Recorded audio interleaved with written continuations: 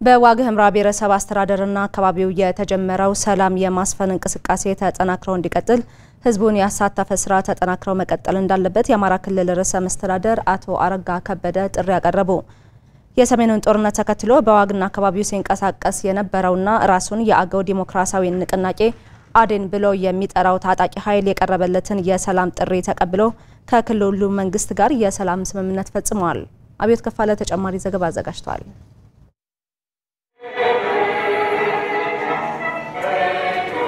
በሰሜኑ የሀገሪቱ ክፍል የነበረውን ጦርነት ተከትሎ በዋግ ኽምራ ብሔረሰብ አስተዳደርና አካባቢው ትጥቅ አንግቦ ሲንቀሳቀስ የነበረውና ራሱን የአገው ዲሞክራሲያዊ ንቅናቄ አዴን ብሎ የሚጠራው ታጣቂ ኃይል የቀረበለትን የሰላም ጥሪ ተቀብሎ ከክልሉ መንግስት ጋር የሰላም ስምምነት ፈጽሟል። የሰላም ስምምነቱ የአካባቢውን ብሎም የክልሉን ሰላምና ጸጥታ ለማረጋገጥ የጎላ ሚና አለው ያሉት የማዕከላዊ እዝ ዋና አዛዥ ሌተናል ጀነራል ዘውዱ በላይ ለሰላሙ ሲባል ሁሉን አሳታፊ ስራ ተሰርቷልም ብለዋል። ክቡር አቶ አረጋም ይህን ጉዳይ ትልቅ ትኩረት በመስጠት በአስተባባሪ ኮሚቴ በአቶ ፍስሐ የሚመራ ቲም በመላክ ብቻ ሳይሆን ሐሳብ ይዞ እንዲሄድ ለክልሉ ሰላም ለዞኑ ሰላም ሊሆን የሚችል ሐሳብ ይዞ በመቅረብ አንድ ወር ሊሆን የሚችል ከተለያየ ስራ ውጭ በመሆን ይህን ጉዳይ እንዲከታተሉ በማድረግ ያላደረጉት ታላቅ የአመራር ግፊት በዚህ ህዝብ ስም ላመሰግናቸው ፈልጋለሁ።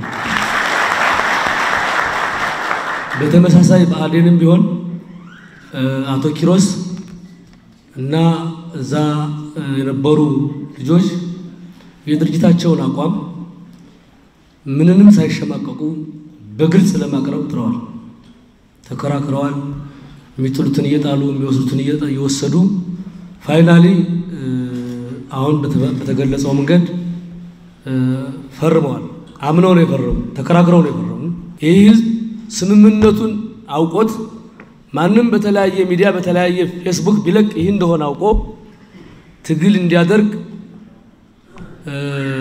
ሊያደናግር የሚፈልግ ሰው እንዳያደናግር ዋናው ቁጭ ብለን ተዋይተን የደረስንበት ነገር ሚስጥር ይዘን አልሄድንም፣ በይፋ መግለጻችንን ለማብሰር ነው። ስምምነቱ ውጤታማ እንዲሆን ብሔረሰብ አስተዳደሩ ቁርጠኛ መሆኑንና የጋራ ኃላፊነትን መወጣት እንደሚገባ የዋግ ኽምራ ብሔረሰብ አስተዳደር ዋና አስተዳዳሪ አቶ ኃይሉ ግርማይ ገልጸዋል። ስምምነቱ በተግባባነው መሰረት በተቀመጡት መርሆች መሰረት እኛ ለማክበር ዝግጁ ነን። እሱ ብቻም አይደለም፣ የሀገር ሽማግሌ ኮሚቴም ጭምር በማዋቀር አሉ የሚባሉ አላስፈላጊ ያለመግባባቶች ቁርሾች ካሉ ለመፍታትም ዝግጅት እያደረግን እንደሆነ አዴንም በተመሳሳይ መልኩ ዝግጁ መሆን አለበት። አይ ቲንክ ዝግጁ ለመሆን ያን ያክል ችግር አለባችሁ ብለን አናስብም። ችግር ቢኖርባችሁ ወደዚህ አትመጡ። በተናጠል ችግር ያለባቸው አካላት ካሉ እነሱን እናንተ እየተነጋገራችሁ ማረም ከእናንተ ይጠበቃል ማለት ነው። ምክንያቱም የጋራ ኃላፊነት ነው ያለብን። የዋግም ሆነ የክልሉ ህዝብ በሰላም እጦት የተደጋጋሚ ችግር ሰለባ መሆኑ ሰላማዊ ትግል ለማድረግ መወሰናቸውን ራሱን አዴን ብሎ የሚጠራው ኃይል ሊቀመንበር አቶ ኪሮስ ሮህማ ገልጸዋል። ከእንግዲህ በኋላ ከዚህ የተቀደሰ ህዝብ ወጥተን ለዚህ ለተቀደሰ ህዝብ ቃታ ልንስብ አንችል። በጭራሽ ጦርነትን አየነው እኮ አይደለም ያተረፍነው ነገር የለን። የቸገረን ነገር ምንድነው? የኛ ደግሞ በጣም ማስቸገር የሚያደርገው ጥይት ብንተንኩስ ምንገድለው የጻግብጅን ሚልሻዋን መከላከያን ብንገድል ጀነራል ዘውዱ የሚመራው ጀነራል አሰፋ የሚመራው ወገናችን ነው።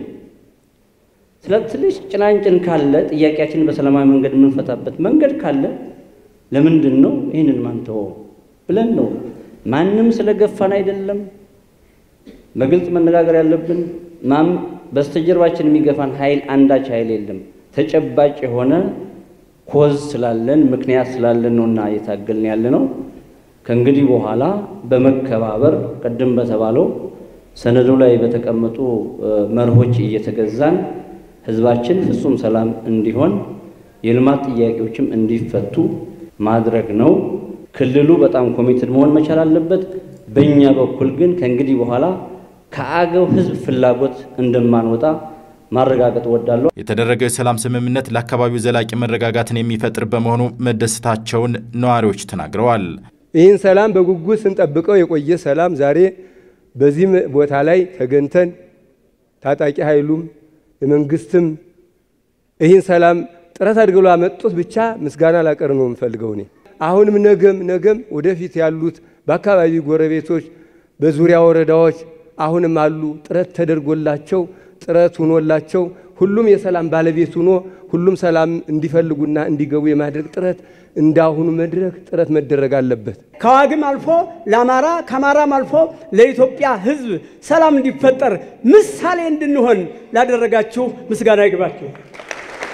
የሰላም ስምምነቱ በክልሉ ሰላምን ለማስፈንና ህገወጥ እንቅስቃሴ ሁሉ ወደ ህጋዊና ሰላማዊ መንገድ እንዲመጣ ያለመ ነው ያሉት የአማራ ክልል ርዕሰ መስተዳድር አረጋ ከበደ ለዘላቂነቱ ሁሉም በጋራ እንዲሰራም ጥሪ አቅርበዋል። በመጀመሪያ ደረጃ በክልሉ ሰላም የማጎልበት ስራ፣ ሰላምን የማሳደግ ስራ እንደዚሁም ደግሞ በአጠቃላይ በክልሉ ውስጥ ያለን የህገወጥ እንቅስቃሴዎችን ወደ ትክክለኛው መስመር ለማምጣት የምናደርገው የተልዕኮ አካል ነው።